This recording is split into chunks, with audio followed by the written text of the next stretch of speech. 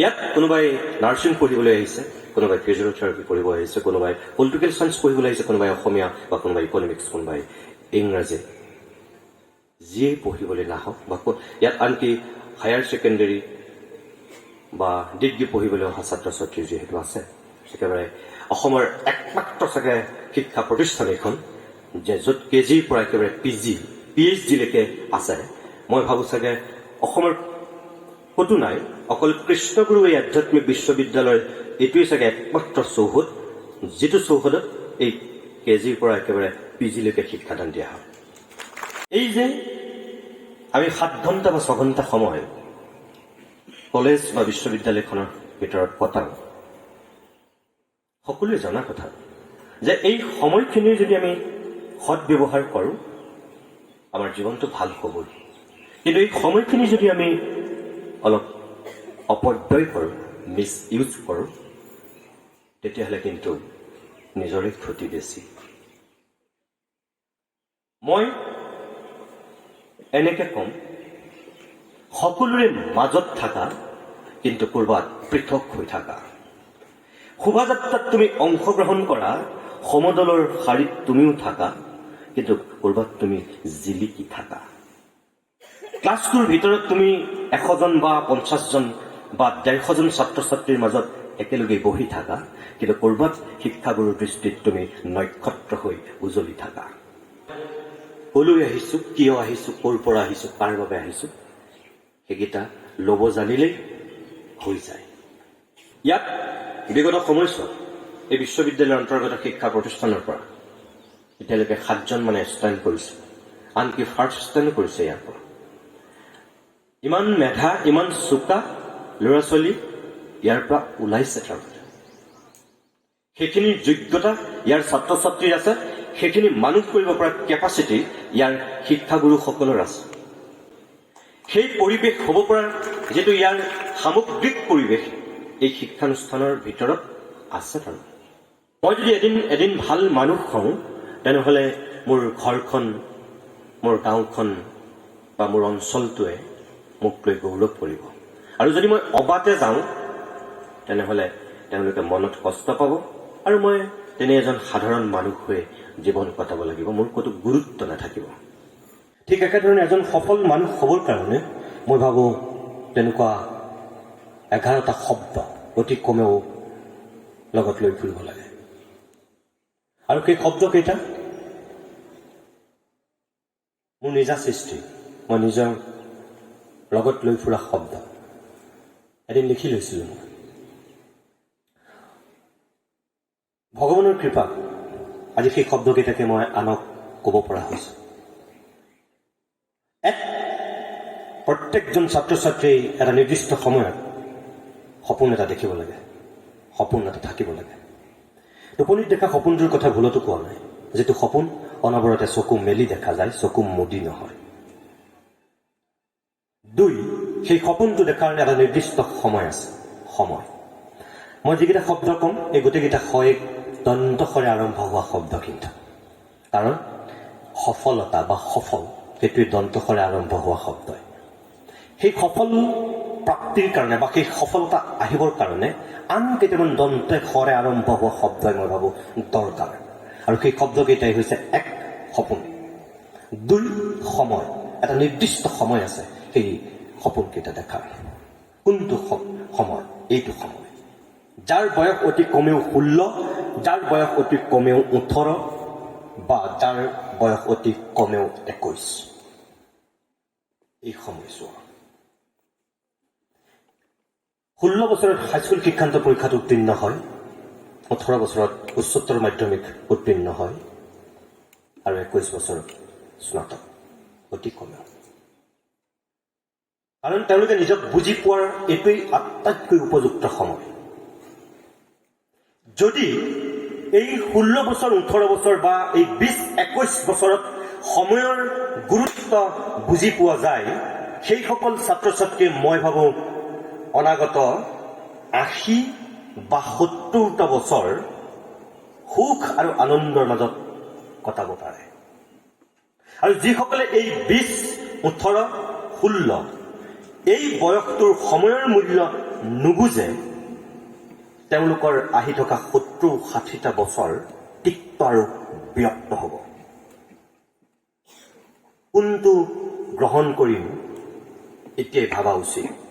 হাঁহি স্ফূৰ্তি আনন্দ বা ধিটিঙালি মাৰি আড্ডা মাৰি সময় কটাম, ফেচবুকত বিজি থাকিম, হোৱাটছএপত বিজি থাকিম, নে মই লাইব্ৰেৰীত বিজি থাকিম, নিজক সোধাৰ এইটোৱে উপযুক্ত সময়। মই চিনেমা চাম, আড্ডা মাৰিম, বা মই অকল প্ৰেম কৰিম, নে মই সেইখিনিক দ্বিতীয় স্থানত ৰাখি প্ৰথম স্থানত মই অধ্যয়নটোক অগ্ৰাধিকাৰ দিম। এইটোৱেই সেইটো সময় সিদ্ধান্ত লোৱাৰ। মই ডক্টৰ হ'ম নে মই ইঞ্জিনিয়াৰ হ'ম, মই প্ৰফেচৰ হ'ম নে মই ৰাজনীতিবিদ হ'ম, মই ভাইচ চেঞ্চেলৰ হ'ম নে মই বিশিষ্ট অধিবক্তা হ'ম, নে মই অসমৰ মুখ্যমন্ত্ৰী হ'ম, এইটোৱেই সেইটো সময় ঠিক কৰাৰ। ভৱিষ্যতলৈ মই এজন অভিনেতা হ'ম নে মই এজন ভাল গায়ক হ'ম, মই এজন ভাল ক্ৰীড়াবিদ হ'ম নে মই এজন ভাল লেখক সাংবাদিক হ'ম, এইটোৱেই সেইটো সময় ঠিক কৰাৰ। সময়টো শেষ হোৱাৰ পিছত ভাবি লাভ নাই। সেইকাৰণে কৈছো, সপোনটো দেখাৰ এটা নিৰ্দিষ্ট সময় আছে, এই সময়টো ঠিক কৰা। তাৰ পিছতে তোমাক দৰকাৰ হয় তৃতীয়টো স্বৰ, সেইটোৱে হৈছে সংকল্প। ভীষ্মৰ দৰে তুমি প্ৰতিজ্ঞা কৰিব পাৰিব লাগিব যে মই হমেই, মই কৰিমেই। হম বুলিছো হম, কৰিম বুলিছো কৰিম। কি কৰিবা? যদি তুমি ভাবিছা যে মই ভৱিষ্যতলৈ এজন অধ্যাপক হ'ম, যদি তুমি ভাবিছা ভৱিষ্যতলৈ মই এজন প্ৰশাসনিক বিষয়া হ'ম, যদি তুমি ভাবিছা মই ভৱিষ্যতলৈ অসমৰ এগৰাকী নামজ্বলা অভিনেতা বা অভিনেত্ৰী হ'ম, বছ তুমি লাগি যোৱা। এই পঢ়া শুনাৰ লগতে সেই সপোনটোৰ পিছত তুমি লাগি যোৱা। যিখিনিৰ প্ৰয়োজন, যিখিনি কৰিলে তুমি সেই জেগাটোত পাবাগৈ, লাগি যোৱা। এতিয়াৰ পৰাই লাগি যোৱা, কোনেও গম পাব নালাগে। সেই সংকল্পটো আনৰ চকুত দেখুৱাই বেৰত ওলমাই ল'বলৈ মই নাই কোৱা। সেই সংকল্পটো মই ল'বলৈ কৈছো নিজৰ হৃদয়ৰ মাজত, নিজৰ অন্তৰৰ মাজত শিলৰ দৰে খোদিত কৰি লিখি লোৱা যে মই পাৰিম, মই হ'ম, মই কৰিম, মই দেখুৱাম, এদিন মই হৈহে। বছ, তৃতীয়টো সংকল্প। সেই সংকল্প যেতিয়া ল'বা, সেই সংকল্পক তোমাক আগুৱাই নিবৰ কাৰণে আন এটা শৰে প্ৰয়োজন হয়, সেইটোৱে হৈছে সাধনা। কোনো মানুহ সাধনা অবিহনে জীৱনত কেতিয়াও সফল হ'ব নোৱাৰে। সাধনা লাগিবই, প্ৰত্যেকজন মানুহৰ জীৱনত সাধনা গুৰুত্ব অপৰিসীম। তোমালোকৰ ভাইচ চেঞ্চেলৰ পৰা আৰম্ভ কৰি, তোমালোকৰ এই আই মাতৃৰ পৰা পঞ্জীয়ক মহোদয়ৰ পৰা আৰম্ভ কৰি, তোমালোকৰ শিক্ষাগুৰু সকলোকে, তোমাৰ মা দেউতালোকো তুমি মনত পেলোৱা। যদি তেওঁলোক ক'ৰবাত সফল হৈছে, তেনেহ'লে সাধনা অবিহনে তেওঁলোক সফল হৈছে নেকি? নাই হোৱা। এই সাধনা লাগিবই। সেই সাধনাৰ আগুৱাই নিবৰ কাৰণে তেতিয়াই তোমাক আন এটা দন্তসৰে আৰম্ভ হোৱা শব্দৰ প্ৰয়োজন হয়, সেইটোৱেই হৈছে সাহস। যিবিলাক মানুহ 10 খোজ আগুৱাই 20 খোজ পিছুৱাই যায়, জীৱনত সফল হ'ব নোৱাৰে। ঘাট প্ৰতিঘাত আহিবই, বাধা বিঘিনি আহিবই। কোনোবাই ইয়ালৈ হয়তো স্কুটি লৈ আহে, কোনোবাই হয়তো ইয়ালৈ বাইক লৈ আহে, কোনোবাই ইয়ালৈ গাড়ী লৈ আহিব পাৰে, বা কোনোবাই ইয়াত হোষ্টেলত থকা ল'ৰাই মান্থলি মাক দেউতাকৰ পৰা 10,000 টকাও পাব পাৰে। কিন্তু কোনোবাজনে 10,000 বাদ দিয়া 1,000 টকা এটা পাবৰ কাৰণেও হয়তো হাহাকাৰ কৰিবলগীয়া হয়। চেলেঞ্জ, প্ৰত্যাহ্বান থাকে, কিন্তু সেই প্ৰত্যাহ্বান অতিক্ৰম কৰি নিজক আগুৱাই নিবৰ কাৰণে যিটো বস্তুৰ দৰকাৰ হয়, সেইটোৱেই হৈছে সাহস, প্ৰচণ্ড মানসিক সাহস। যে মই হাৰ নামানো, মই পাৰিমেই, মই যামেই আগুৱাই। এই যিটো সাহস, এইটোৱে দৰকাৰ হয়। আৰু সেই সাহসেৰে যিবিলাক ছাত্ৰ ছাত্ৰী আগুৱাই যায়, তেওঁলোকে আন এটা শৰ অধিকাৰী হয়। কি সেইটো? সংগ্ৰাম। কিহৰ সংগ্ৰাম? হাতত পিষ্টল লৈ ৰাজপথত কৰা সংগ্ৰাম বা আন্দোলনৰ কথা মই নাই কোৱা। মই কৈছো সেইখন সংগ্ৰামৰ কথা, যিখন সংগ্ৰাম লুকি লুকি প্ৰতিজন সফল মানুহে কৰে, জীৱনৰ সংগ্ৰাম। তুমি এতিয়া যিখন ক্ষেত্ৰত জঁপিয়াই পৰিবা, সেইখনেই হৈছে জীৱনৰ সংগ্ৰাম। তুমি জীৱন গঢ়াৰ সংগ্ৰামত নামিছা। সেই সংগ্ৰামখনক আগুৱাই নিবৰ কাৰণে তোমাক আন এটা শৰে দৰকাৰ হয়, সেইটোৱেই হৈছে সান্নিধ্য। তুমি কাৰ লগত থাকি সংগ্ৰামখন কৰিছা? তোমাৰ সোঁফালে, তোমাৰ বাওঁফালে কোন বহি আছে? তুমি মনত ৰাখিব পাৰিব লাগিব। ভালৰ লগত থাকিলে তুমি ভাল হ'বা গম নোপোৱাকৈ, আৰু যদি তুমি বেয়াৰ সান্নিধ্যত থকা, গম নোপোৱাকৈ তুমি বেয়া হৈ হৈ হৈ হৈ গৈ থাকিবা। এই বাটৌ চৰাই সাধুটোৰ দৰে হ'ব। ভাল কথা শুনি ভাল মাত পাতে, আৰু বেয়া কথা শুনি শুনি অসভ্য কথা কয়। একেই অৱস্থা। সেইকাৰণে অসমীয়াত এষাৰ কথা আছে, ভালে পাই ভালক, যাবৰে পাই খালক। তুমি যদি ভাল, তুমি ভালেই হৈ গৈ থাকিবা, আৰু তুমি যদি বেয়া, গম নোপোৱাকৈ তুমি সূতাশাললৈ গৈ থাকিবা। তোমাৰ সোঁফালে, তোমাৰ বাওঁফালে বন্ধুৰূপী বা বান্ধৱীৰূপী প্ৰকৃত সঁচা আন্তৰিকতাৰে তোমাক ভাল পোৱাজন বহি আছে, নে তোমাৰ ওচৰত অভিনয় কৰি মস্ত এডাল কাল ফেটি খাপ বহি আছে ব্ৰহ্মতালত খুদ দিবলৈ? তুমি বুজি পাব লাগিব এই সময়ছোৱাত তোমাৰ সান্নিধ্যটো সেইটো। জীৱনটো অকল চলাই নিবৰ কাৰণে মাৰ্কশ্বিট আৰু চাৰ্টিফিকেটত চোকা হ'লে নহ'ব। জীৱনটোক সজাবৰ কাৰণে, জীৱনটো গঢ়িবৰ কাৰণে আন কিছু আনুষংগিক দিশৰ গুৰুত্ব আছে সদায়, আৰু সেইখিনি বুজি পাব লাগে। হয়তো কিছুমান চোকা ল'ৰা ছোৱালীয়ে সেইটোৱেই ভুল কৰে, যাৰ কাৰণে আদবাটতে জীৱন স্তব্ধ হয়, কোনোবা চিৰদিনৰ কাৰণে আঁতৰি যায়, হেৰাই যায়, নিজে তেওঁলোক নোহোৱা হৈ যায়, চুইচাইড কৰে, আত্মহত্যা কৰে। এই সান্নিধ্যৰ পিছতে তোমাক আন এটা শৰ দৰকাৰ হয়, সেইটোৱে হৈছে সততা। তুমি ভালৰ লগত থাকিলে তুমি গম নোপোৱাকৈ সৎ হৈ হৈ গৈ থাকিবা, আৰু বেয়াৰ লগত থাকিলে তুমি অসৎ হবা। যিবিলাক মানুহে সৎ পথেৰে আগুৱাই তেওঁলোকৰ কষ্ট বেছি। কষ্ট বেছি কাৰণেই তেওঁলোকে পৰৱৰ্তী সময়ত স্বীকৃতিটো বেছিকৈ পায়। বুৰঞ্জীত তেওঁলোকৰ এটা সুকীয়া অধ্যায়, এটা সুকীয়া যুগৰ তেওঁলোকে সৃষ্টি কৰে। অসৎ পথেৰে আগুৱা মানুহবিলাক ধুমকেতু ওলোৱা দি ওলায়, আৰু ধুমকেতু কহা দি কহিও পৰে থুপুচ। এই সততাৰে যিবিলাক মানুহ আগুৱাই যায় সেইবিলাকেই আন এটা শৰ অধিকাৰী হয়। কি সেইটো? অনবৰতে তেওঁলোকৰ গাত লাগি থাকে সন্মান। প্ৰত্যেকজন সৎ পথেৰে আগুৱা মানুহৰ পিছফালে অনবৰতে লাগি থাকে সন্মান। যলৈকে নাযাওক তেওঁ, য'তেই নাথাকক কিয়, সকলো মানুহে তেওঁক সন্মান কৰে। কষ্ট হ'ব পাৰে, কিন্তু স্বীকৃতিটো বৰ বেলেগ। সেইকাৰণেই সন্মানটো লাগি থাকেই সততাৰ লগত। আৰু যিবিলাক মানুহে সেই সততাৰে গৈ সেই সন্মানৰ অধিকাৰী হয়, তেওঁলোকেই আন এটা তেতিয়া অনবৰতে পায়, লাগি যায় গাত। কি? ইয়াৰ যিগৰাকী সন্মানীয় ছাত্ৰ, ইয়াৰ যিগৰাকী সন্মানীয় ছাত্ৰী ফাৰ্ষ্ট ষ্টেণ্ড কৰিছিল, তেওঁ কি হৈছিল?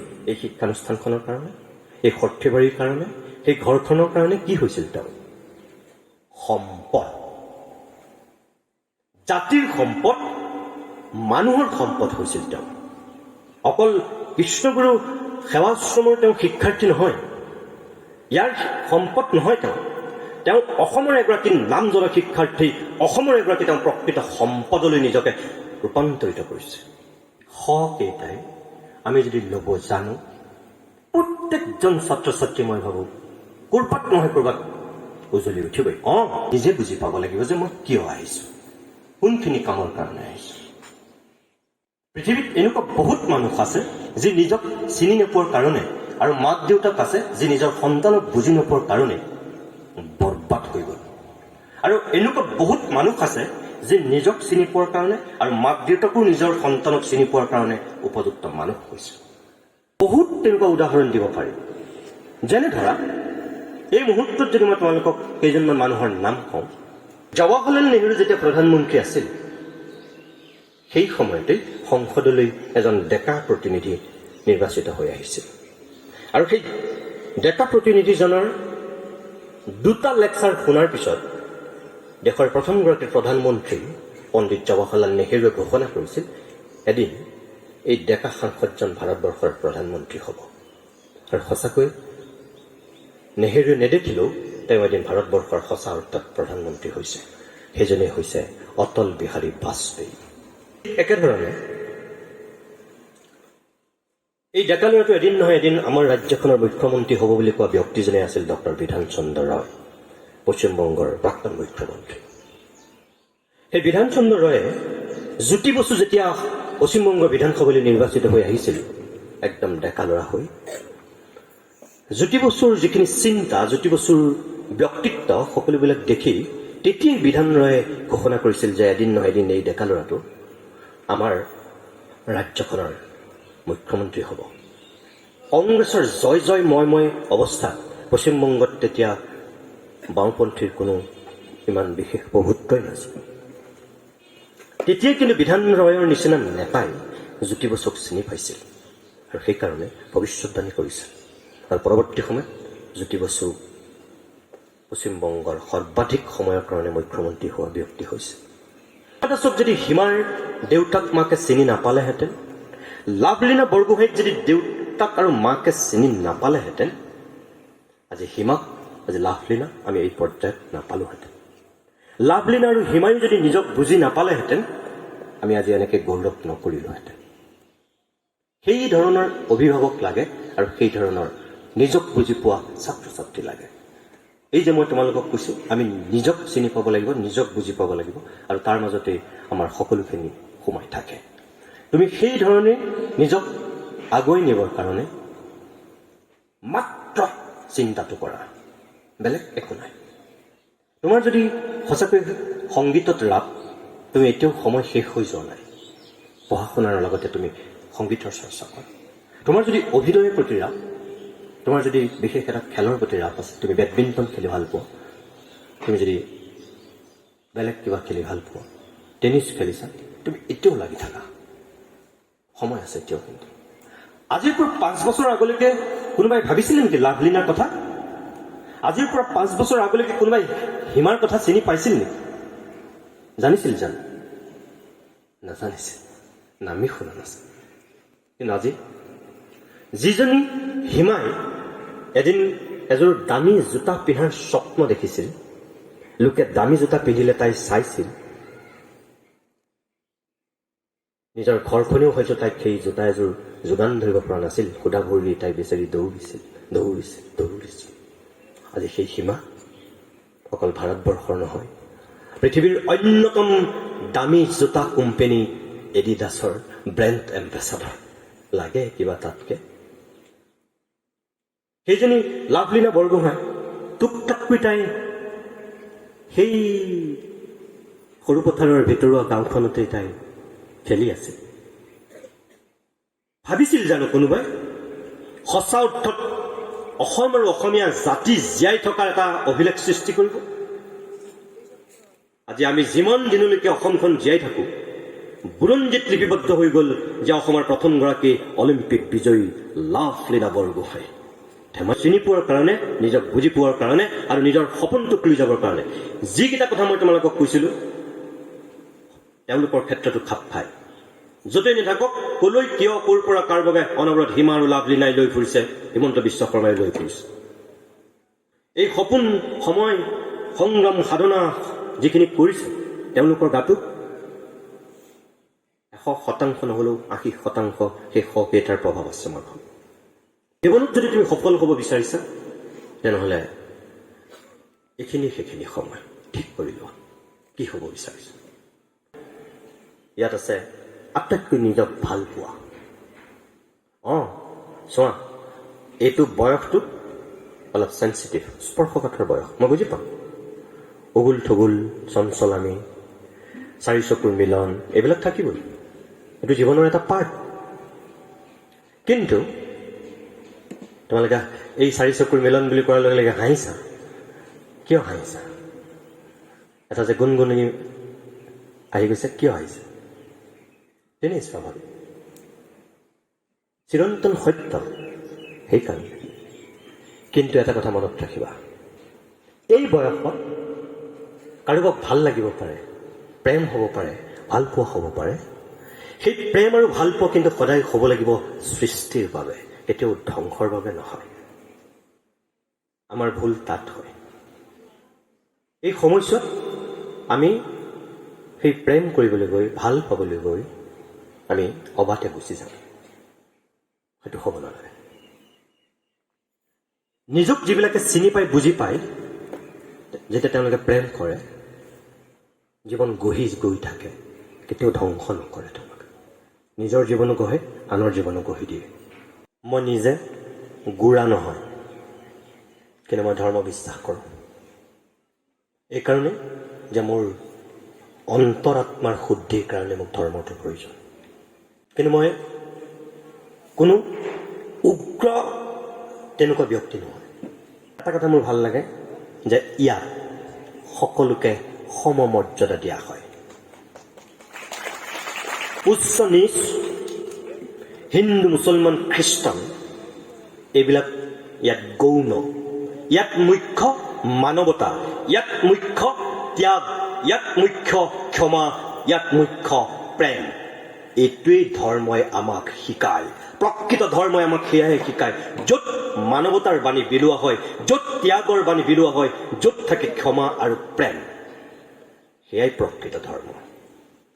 আৰু এই কৃষ্ণগুৰু আধ্যাত্মিক বিশ্ববিদ্যালয়ৰ সামগ্ৰিক পৰিৱেশটোত শৈক্ষিক ক্ষেত্ৰতেই হওক বা ধৰ্মীয় ক্ষেত্ৰতেই হওক, সেই বাণীয়ে বিলাই আছে। মই সেইকাৰণে একক অনন্য পৃথক বুলি কৈছোঁ ইয়াৰ পৰিৱেশটো।